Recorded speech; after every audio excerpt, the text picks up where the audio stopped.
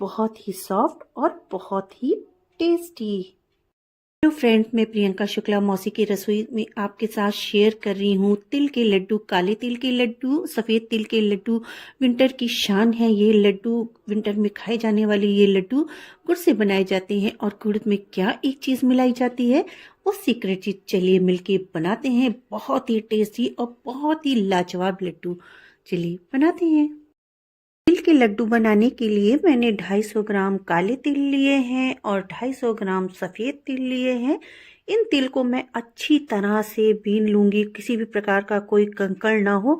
और इसको मैं साफ साफ पानी में धो के धूप में सुखाऊंगी, क्योंकि तिल में अक्सर महीन महीन कंकड़ होते हैं और जब उसको खाने लगो तो वो दांत में फंस जाते हैं। तो सबसे पहले मैं इसको धो देती हूँ और आज धूप भी तेज़ निकली है, मैं इसको धूप में सुखा देती हूँ। तिल को मैंने धो दिया है और इस तरह से चलनी में रख दिया है। इसका थोड़ा सा पानी निकल जाए तब मैं एक कपड़े में फैला के धूप में रख दूंगी। इसी तरह से मैं काले तिल को भी धो दूंगी और धूप में फैला दूंगी। तो फ्रेंड देखिए, तिल मेरा सूख चुका है क्योंकि मैंने इसको 2 दिन तक सुखाया। ये बहुत अच्छे से सूख गया है। अब इस लड्डू बनाने के लिए रेडी है। मैंने 250 ग्राम तिल लिया है तो 250 ग्राम ही गुड़ लेंगे, चाहे इसके लिए हो चाहे सफ़ेद तिल के लिए, दोनों के लिए 250 ग्राम गुड़ लेंगे। तो चलिए फ्रेंड्स, लड्डू बनाते हैं। कढ़िया मैंने चढ़ा दी है, गैस जला दी है। अब मुझे धीमी धीमी आंच पे इस तिल को भून लेना है। इसको बराबर चलाते ही जाना है, हाथ को रोकना नहीं है, क्योंकि नीचे तली में लग जाएगा। अल्युमिनियम की कढ़ाई में अगर आप इसको भूनेंगे तो तिल बहुत ही अच्छा भुनेगा। और अगर इसमें गुड़ पकाएंगे तो गुड़ भी बहुत ही बढ़िया से इसमें बन के तैयार होता है। तिल भुनने लगता है तो चट चट की आवाज आने लगती है। तो देखिए, इसमें धीरे धीरे से चट चट की आवाज आ रही है। तिल मेरा भुन गया है, मैं गैस को बंद कर देती हूँ। कढ़िया की गर्माहट से बाकी बचा हुआ तिल भुन जाएगा, लेकिन मुझे इसको बराबर चलाते भी जाना होगा। मैं इसी गरम कढ़िया में इस तिल को डाल देती हूँ। धीमे ही फ्लेम पे मुझे इसको भूनना है। देखिए, चट चट की आवाज आने लगी। कढ़िया एकदम गर्म थी, डालते ही इसमें चट चट की आवाज शुरू हो गई है। बस इसको बनाने में ये चीज़ जरूर ध्यान देना है कि काले तिल में बहुत गंदगी होती है, तो इसको धोने में बहुत सावधानी बरतनी चाहिए और ध्यान से इसको 3-4 पानी से धोना होता है और गंदगी को भी साफ कर देना होता है, वरना लड्डू किसकिसाता है, खाने में वो टेस्ट नहीं रहता है। तिल गरम होता है, इसीलिए जाड़े में इसका यूज ज्यादा किया जाता है और जाड़े में इसके लड्डू बहुत फायदा करते हैं, इसलिए जाड़े में इस लड्डुओं को जरूर खाना चाहिए।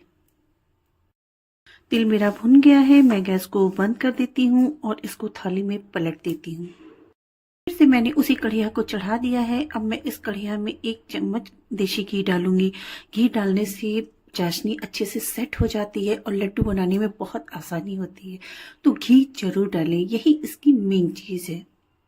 तो देखिए फ्रेंड्स, मैंने ये काला गुड़ लिया है। इस तरह से मैं इसको छोटे छोटे पीसेस में तोड़ लूंगी ताकि चाशनी आराम से बन जाए। तो मैं सारे गुड़ को तोड़ लेती हूँ और इसके पीसेस बना लेती हूँ। मैंने 250 ग्राम गुड़ के छोटे छोटे टुकड़े कर दिए हैं। अब मैं इस गुड़ को इसमें डाल देती हूँ और थोड़ा सा पानी डालती हूँ। तो फ्रेंड देखिए, गुड़ धीरे धीरे से गलने लगा है और चाशनी भी बनके तैयार हो रही है। पूरा गुड़ गल जाएगा और गाढ़ी गाढ़ी सी मुझे चाशनी तैयार करनी है। पर चाशनी को पहचानने की भी एक ट्रिक है, तो वो क्या है, पहले चाशनी बन जाए फिर बताते हैं।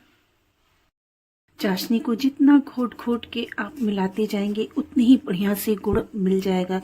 जैसे खोए को बीच बीच में घोटते जाते हैं, उसी तरह से इस चाशनी को भी इस तरह से घोटते जाना है ताकि चाशनी बढ़िया सी बन जाए, कहीं से भी गुड़ इधर से उधर गुटके सा न रह जाए।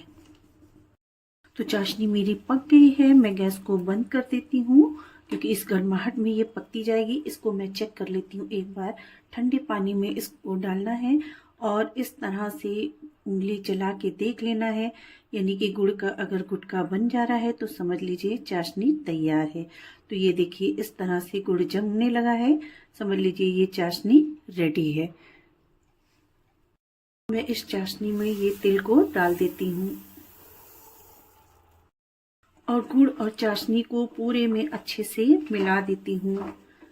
मैंने गैस को बंद कर दिया है क्योंकि इसकी गर्माहट से ही ये पूरे में आपस में मिक्स हो जाएगा।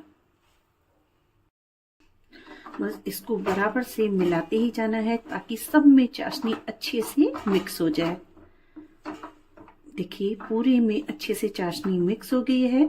अब थोड़ा सा ठंडा करके, ज़्यादा ठंडा नहीं करना है, गर्म ही लड्डू बनाने हैं, लेकिन जरा सा ठंडा करके मुझे इसके लड्डू बनाने हैं। ये देखिए पूरे में मिक्स हो गई है। तो 1 मिनट के लिए मैं इसको ठंडा हो लेने देती हूँ, उसके बाद में इसके लड्डू बनाती हूँ।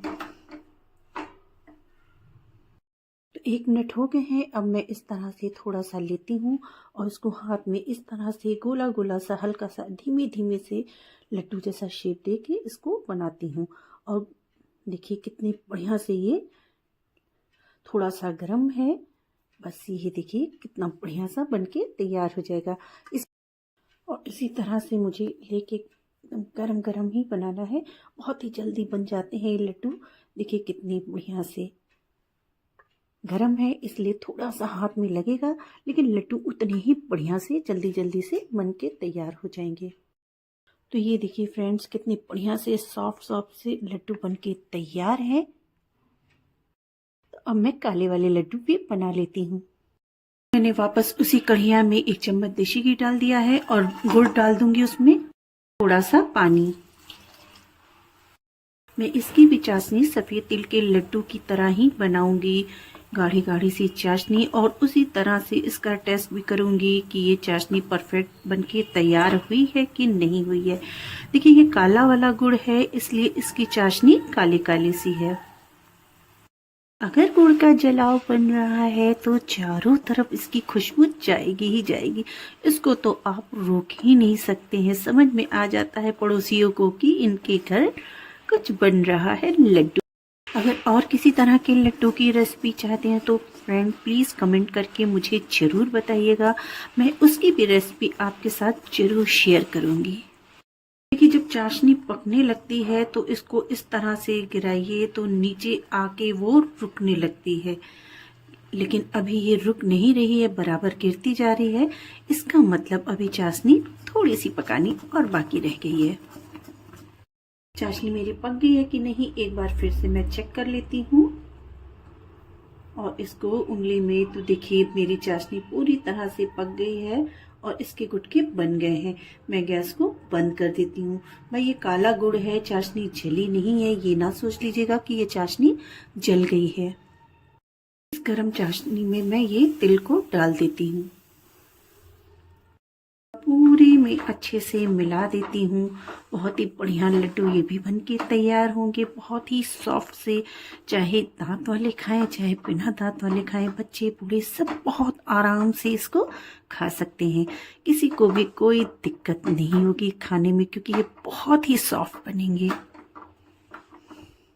पूरी चाशनी आपस में मिल गई है। अब मैं इसको 1 मिनट के लिए ठंडा होने देती हूँ, फिर इसके लड्डू बनाती हूँ।